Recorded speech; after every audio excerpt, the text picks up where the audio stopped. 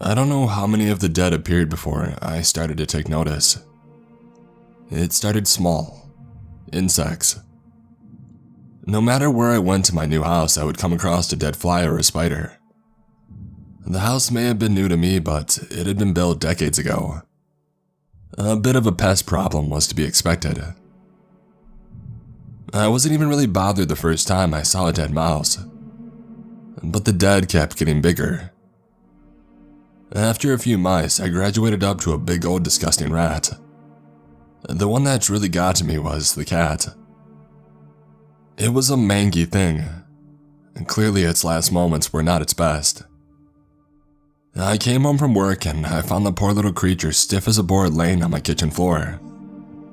I buried it in the backyard. When I got home from work the next day, I was startled by a loud thud coming from upstairs. It was like a large sack of potatoes had just fallen from a hook. A crash of something heavy just completely giving out all at once. I wasn't able to find anything upstairs and I had checked every room twice. Just when I was about to give up, I saw the drawstring which lowered the stairs to the attic.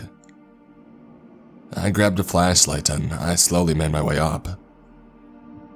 It only took a moment to spot the dead human body. I was lucky that the man had died when he did. If I hadn't heard him fall into the floor, it might have been weeks before I discovered the body. He was a homeless man. The cops searched the attic thoroughly and said he couldn't have been living up there for very long.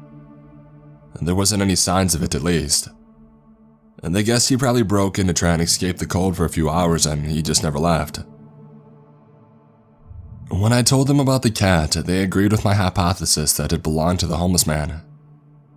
It was sad, really. Like an elderly couple married for decades, suddenly dying one after another in a close succession. With his cat gone and buried, he must have not felt the need to keep going on.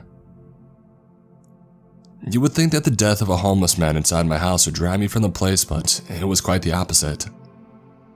While the shock of the event had deeply affected me, I felt compelled to stay in the house, rather than flee from this recent tragedy. I took the week off of work, but I did not leave my house once. I didn't do a whole lot during that week. It was like a break from reality. I quietly made tea and I would sit on my couch staring at the wall for hours, lost in my own thoughts. The only real break was from the frequent shouting matches overheard from next door. The middle-aged couple next door had been fighting since I had moved in. Things had really ramped up during that week though. I would hear yelling and slamming doors all the time. It was only natural that the couple who disrupted my peaceful meditation would also be responsible for finally driving me from the house. I was drowned out of my thoughts one night by the squealing tires of a car quickly accelerating. A few minutes later, there was a frantic knock at my front door. I opened it to find the wife from next door. Tears streamed down her face from two bruised eyes. She apologized for imposing on a stranger but practically begged me for help. She did not know how long her husband would be gone, but she needed help to escape this marriage. For the first time in a week, my own troubles vanished from my mind and I sprung into action to help someone. We rushed back to her house and quickly packed up her things. I helped her carry her bags and load them into my cars as nosy neighbors watched from their windows. We rode in silence to a shelter where I hoped she could get the help that she needed. For the first time since the homeless man's death, I felt good. It was refreshing to be out again, and I feared falling back into that trance-like state I spent the last week if I had returned home too soon. So I got a bite to eat and I even saw a movie. When I returned home, her corpse was on my couch.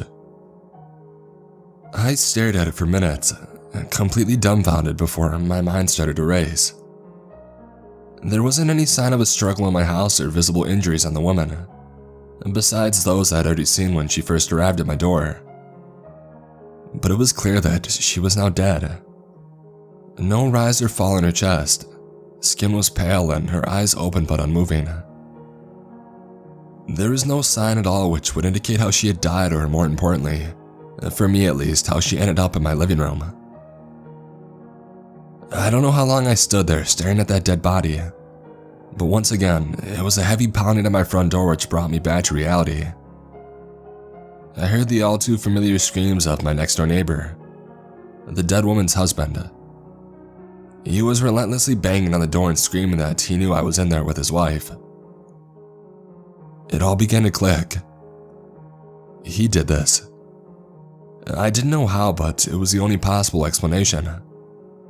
One of the other neighbors had seen me leave with his wife and they must have told him. Somehow he had tracked her down, murdered her, and snuck the body back into my house. It didn't really make sense, but it was the best that I could come up with. The pounding on the door did not stop. I feared that he would soon break it down and I would be joining his wife on the list of murder victims that night. Luckily, one of those nosy neighbors came to my rescue and they must have called the cops. The sound of the sirens outside was like music to my ears. I watched through the peephole as the police talked the madman down, handcuffed him, and led him back towards one of their cruisers. The man broke down in drunken tears and blabbered about how he just wanted to know where I took his wife, so that he could give her a proper apology and promise that he would start to turn things around. A few moments later, he was placed in the back seat and one of the cops was knocking at my door now. He wanted to come in for a moment and get my statement. My eyes darted towards my living room, which was right around the corner and still contained a dead body. It was about then that the husband's words really started to click with me. He spoke about the future he wanted with his wife, starting over, quitting alcohol, and going to get help with his rage issues. Not exactly the words you would expect if they knew their wife was already dead by their own hands. No, I told the police officer. I think I would rather come outside, get some fresh air. This whole thing was pretty crazy. I slipped out of the door and I shut it tight, praying that the officer wouldn't force me to let him inside. Thankfully, he didn't have any issue with it. The second squad car backed out of the driveway, taking the husband away as I told my end of the story to the note-taking officer. I guess cops are used to people being uncomfortable because he didn't seem to have any problem with my horrible uneasiness. After what seemed like hours of questioning, he thanked me, handed me his card, and he left. My mind was racing. I had just covered up a possible homicide. I stood there speaking to a cop for ages and I failed to mention that there was a dead woman inside sitting on my couch. I turned the business card over in my hands and I contemplated calling him back to explain everything. He needed to know about the dead body that just appeared in my house. But I ultimately decided against it, and I felt like I should go back inside and really make sure that I was clear on the details before telling anybody about this absurd situation. I didn't have to return to the living room to come face to face with the dead this time. When I opened the door, I saw that the dead woman had been joined by her husband. His corpse was laid out in my foyer. I jumped into the house and I slammed the door behind me, not wanting to give my neighbors a chance to see what I was seeing. Another corpse. This time the man had just been driven away in the back of a police car. I paced back and forth down the hallway to the living room. The recently dead husband and wife didn't move a muscle. How? That is all I could keep asking myself. How had he died? How did the corpse end up here? How was any of this possible? Were the cops in on it? Was I somehow being framed for a double murder? Panicked, I raced out the back door to try and get some air and collect my thoughts. I collapsed into a wicker chair and I ran my hands through my sweat-drenched hair. Once more, I was drawn from my thoughts by an unwelcome sound. The neighbor's dog was now growling at me. Not the dead neighbor's, the dog that belonged to the neighbor on the other side of my house. This dog, Pepper I believe was his name, had always been the sweetest little thing. I had never heard so much as a yelp from him before. He was a fixture of the neighborhood, the dog that everybody stopped to pet. And here he was, growling at me like I was trying to tear his pups limb from limb. I rushed back inside. I found Pepper lying on the floor next to the dead husband. His tongue had rolled out of his mouth and the vacant stare of death was on his face. Confused more than anything, I returned to the back door and I moved the curtain so I could see. Pepper was also still there on the other side of my neighbor's chain-link fence. I could even make out the sound of his growling, and yet his corpse also decorated my floor. When the realtor first showed the house to me, there were two things that made me hesitant about purchasing it. One was the age of the house. The other was the unfinished dirt basement. It now seemed that the dirt basement was my salvation. I buried the bodies down there, all three of them. It was a long night, but it got easier as time went on. It feels strange to say it, but I got pretty efficient at burying corpses. Each time I left the house, I would return to find the dead. I tried to limit how often I left.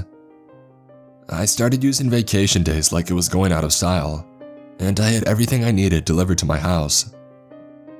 I tried to act like everything was normal, but it just kept getting worse. One night, I fumbled my keys upon returning to the house and I could hear it inside. The footsteps walking around in the hallway. The second I opened the door, the person dropped dead and fell to the floor like my very presence had killed them. At first, I thought it was random. Who would be dead? But then I realized that I knew each and every one of them. My angry neighbor died a few more times in the house. Next door, he got back together with his wife a few weeks after I had driven her to the shelter. They still fought, but less often and less violent. If it was the real ones living next door, I had no idea what was buried in my basement. Sometimes I would return home and find a dead relative or a friend from high school. I once held a phone conversation with a cousin while at the same time burying their body in the basement. I realized that I had even recognized the homeless man and the cat that had started this all. The day before the cat died, I had stopped on the street to drop $1 into his empty coffee cup as he panhandled, cat in hand. None of it made any sense, but for the sake of my own sanity, I just tried to accept my new living situation. And the notebook in the basement helped to explain a little bit. As I was digging a grave for my second grade teacher, I struck something solid underneath the dirt. After a bit of work, I uncovered a small wooden chest, and inside the chest was a notebook. I gave up on grave digging for the night and I returned upstairs to my dirt-stained living room to read the whole thing in one sitting. It had been left there by the previous owner of the house. He introduced himself as David.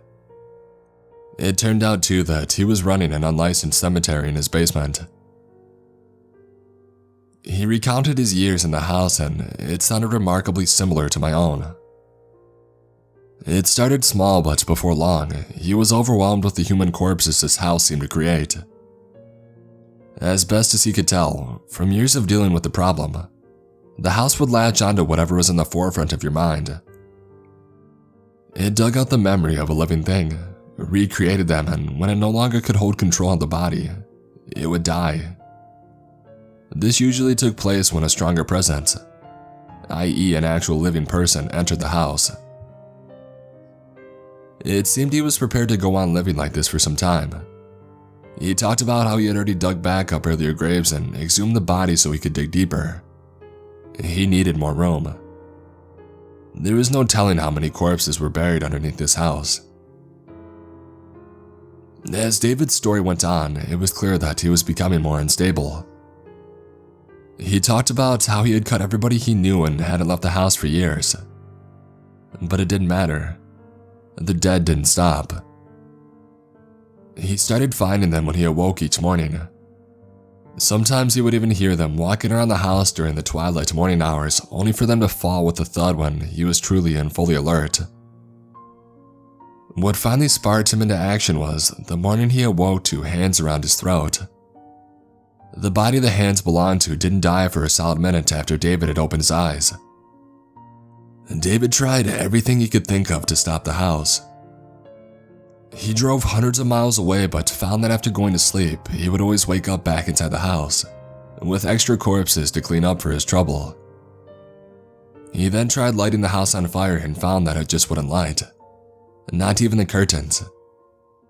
One desperate night, he took a sledgehammer to the wall, only for the metal head to crack and break when it struck the wooden walls. Ultimately, David fell victim to the house. David's demise isn't covered in the notebooks. He stopped writing some time before his death. The last entry talks about how he had planned to bury the notebook in the basement with the dead bodies. This was the only place he could think that the future owners might find it. If he had left it out in the open, surely any responsible realtor would have thrown it away. When I was being shown the house, the realtor told me about David's death. It was the reason that the house was so cheap. After all, who wants to buy a house that somebody had died in? Blunt trauma to the head. The official story was that he had fallen down the stairs and died from numerous blows his head took along the way.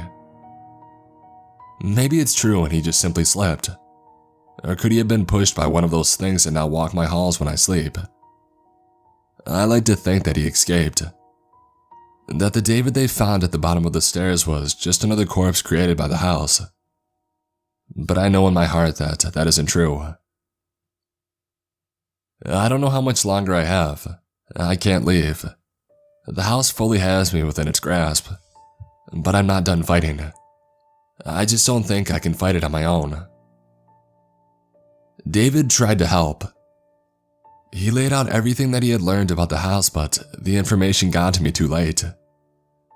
That's why I'm putting it all out there here and now. No one can say that I didn't warn them about what they were getting into. You know the risks. Looking for roommates. Only serious applicants need apply.